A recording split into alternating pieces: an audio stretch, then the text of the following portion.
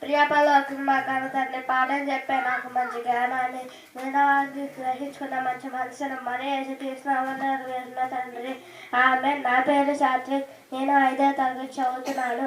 నేను చెప్పబోయే పాఠం పేరు అబ్రహాం ద్వారా మనం నేర్చుకోవలసినవి.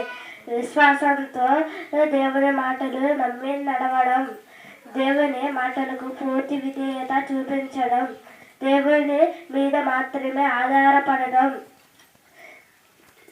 శాంతియుత స్వభావంతో గడపడం, కష్టాలలో కూడా ఆశను వదులుకోకపోవడం.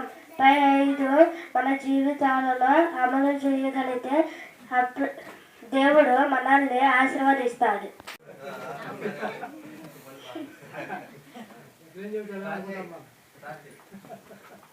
నా పేరు అశ్విన్. నేను 3వ తరగతి చదువుతున్నా. నేను చెప్పబోయే పాఠం పేరు దేవుడు అబ్రాహాము ద్వారా ఉన్న గొప్ప లక్షణాలు.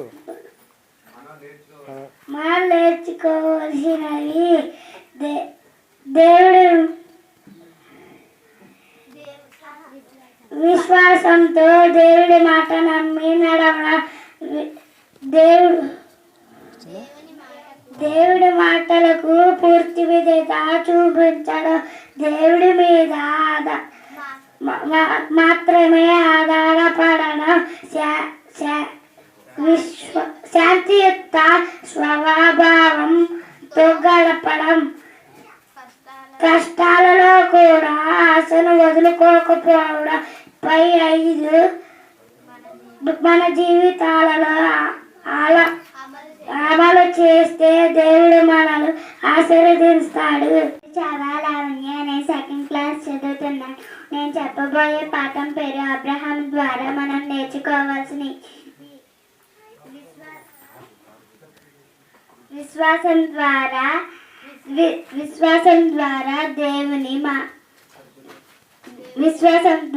దేవుని మాటకు నమ్మి నడవడం, దేవుని మాటకు పూర్తి విధేయత చూపించటం,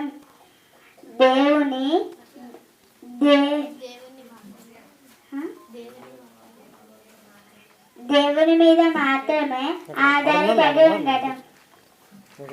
ప్రార్థన చేసుకుందాం. ప్రియాపరలోకమందున్న మా కన్న తండ్రి, పాఠం చెప్పే నాకు మంచి జ్ఞానాన్ని, వినేవారికి వినే మంచి మనసు దయచేయమని చిన్న ప్రార్థనని క్రీస్తునామం అడిగి వేడుకుంటున్నాం పరమ తండ్రి. ఆమేన్. నా పేరు చాలా శ్రావ్య. నేను 5వ తరగతి చదువుతున్నాను. నేను చెప్పబోయే పాఠం పేరు అబ్రహాము జీవితం ద్వారా మనం నేర్చుకోవాల్సినవి. విశ్వాసంతో దేవుని మాటకు నమ్మి నడవడం, దేవుని మాటకు పూర్తి విధేయత చూపించడం, దేవుని మీద మాత్రమే ఆధారపడటం, శాంతియుత స్వభావంతో గడపటం, కష్టాలలో కూడా ఆశను వదులుకోకపోవడం, వృద్ధాప్యంలో 100 ఏళ్ల వయసులో సంతానం. పై 5 మన జీవితాలలో అమలు పరుచుకుంటే దేవుడు మనలను అందరం కళ్ళు మూసుకున్నట్లయితే ప్రార్థన చేసుకుందాం. ప్రియపరలోకమందున్న మా కన్న తండ్రి, పాఠం చెప్పే నాకు మంచి జ్ఞానం ఇవ్వండి తండ్రి. వినేవారికి గ్రహించుకునే మంచి మనసు ఇమ్మని క్రీస్తునామాని చిన్న ప్రయత్నం అడివేడుకున్నాం మా పరమ తండ్రి. ఆమేన్. నా పేరు చాలా సాత్విక. నేను 4వ తరగతి చదువుతున్నాను.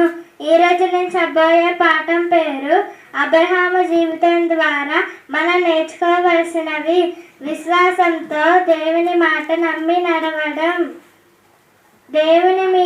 దేవుని మాటకు పూర్తి విధేయత చూపించడం, దేవుని మీద మాత్రమే ఆధారపడడం, శాంతియుత స్వభావంతో గడపడం, కష్టాల్లో కూడా ఆశను వదులుకోకపోవడం.